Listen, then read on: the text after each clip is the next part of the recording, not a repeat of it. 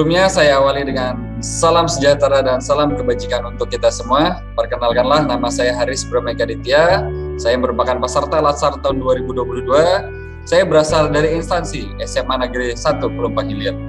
Pada kesempatan kali ini saya ingin mempresentasikan tugas dari agenda ketiga, yakni tugas monolog mengenai aku, Smart ASN, dan instansiku. Baik, mari kita simak dari profil sekolah terlebih dahulu. SMA Negeri 1 Kelumpang Hilir terletak di Jalan Ratu Intan, Desa Serongga, Kecamatan Kelumpang Hilir, Kabupaten Kota Baru, Provinsi Kalimantan Selatan.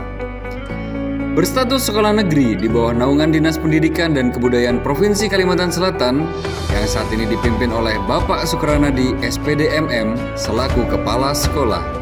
Hari Kamis diadakan dengan kegiatan penanaman nilai-nilai kebangsaan, yakni warga sekolah menyanyikan lagu-lagu kebangsaan dan wajib nasional.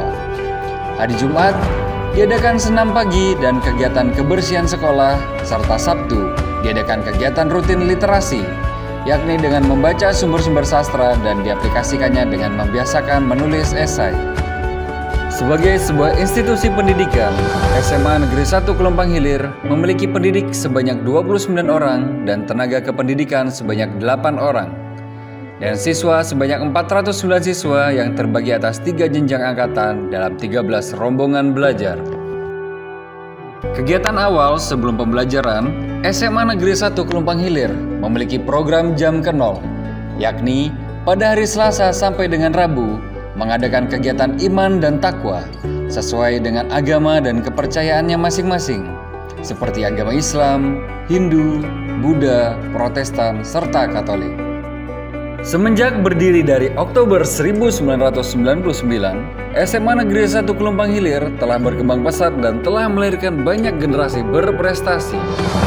Sebagai sekolah penggerak, yakni untuk mewujudkan visi pendidikan Indonesia dalam mewujudkan Indonesia maju yang berdaulat, mandiri, dan berkepribadian melalui terciptanya pelajar Pancasila.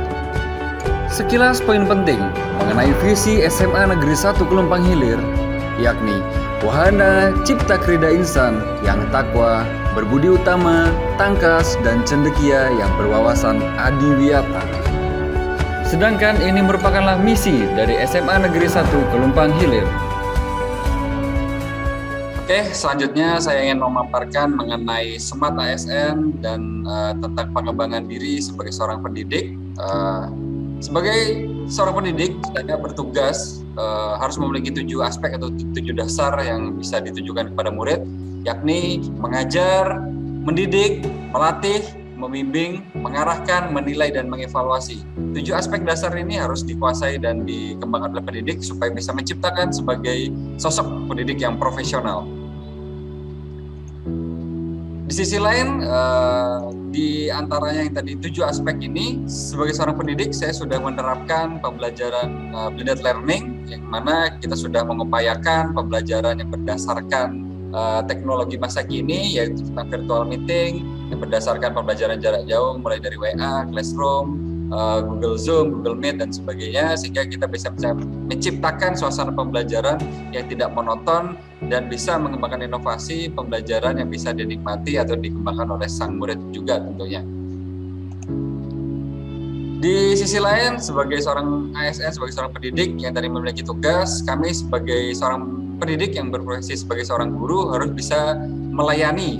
Bagaimana proses pelayanan itu? Yang pertama adalah layanan instruksional. Kita sebagai seorang pendidik harus bisa menginstruksikan diri sebagai seorang guru yang profesional, sekaligus bisa menginstruksikan murid untuk bisa memahami hak dan kewajiban sang murid itu sendiri, sehingga sang murid bisa tahu tupoksi sebagai murid seperti apa, kewajibannya seperti apa, sehingga dia bisa tahu mana yang baik dan mana yang buruk untuk dirinya sebagai seorang peserta didik. Lalu yang kedua adalah layanan administrasi. Seorang pendidik harus wajib menyediakan berbagai macam layanan administrasi untuk mereka berbagai data kuantitatif yang sudah masuk di guru mapel itu sendiri, mungkin dari nilai-nilai, dari perkembangan peserta didik, dari fluktuasi dari nilai naik turunnya, sehingga peserta didik bisa konsul terhadap perkembangan diri atau perkembangan pembelajaran yang telah dia laksanakan. Dan yang terakhir adalah layanan bantuan. Sebagai seorang pendidik tidak hanya harus mampu mengajar, tetapi harus bisa membantu sang murid mulai dari aspek psikologis, mulai dari aspek pembelajaran, sekaligus kita bisa mengarahkan siswa sebagaimana mestinya jika siswa membutuhkan bantuan kepada kita sebagai seorang pendidik itu sendiri. Di sini sudah kita sampaikan dari di awal, ada program spiritual yang di awal tadi jam ke 0, membaca kitab suci, melafalkan sastra-sastra suci dari agamanya masing-masing. Lalu sebagai seorang guru di sini harus bisa melayani murid sebagaimana mestinya. Contohnya di sini adalah guru piket yang melayani murid yang sedang konsul jika tidak ada guru atau pengganti guru di kelasnya. Dan yang terakhir, guru harus bisa mengembangkan budi pekerti yang baik kepada siswanya sehingga siswa tetap bisa respect pada guru dengan mengembangkan etika yang telah diajari oleh guru masing-masing. Dan yang terakhir, dari pencapaian tujuan instansi kami mengharapkan kami sebagai seorang pendidik harus mampu menguasai 4 aspek ditambah dari secara pendidik yang profesional secara umum dan mencetak peserta didik yang beretika, berakhlak, unggul, berprestasi, berwawasan lingkungan berdasarkan profil pelajar Pancasila. Sedangkan untuk guru kami harus bisa menguasai kompetensi pedagogik, kepribadian, kompetensi sosial pendidik, dan kompetensi profesional. Dan keempat aspek ini saling melengkapi satu sama lain sehingga bisa menciptakan pendidik yang profesional berdasarkan tupoksi masing-masing.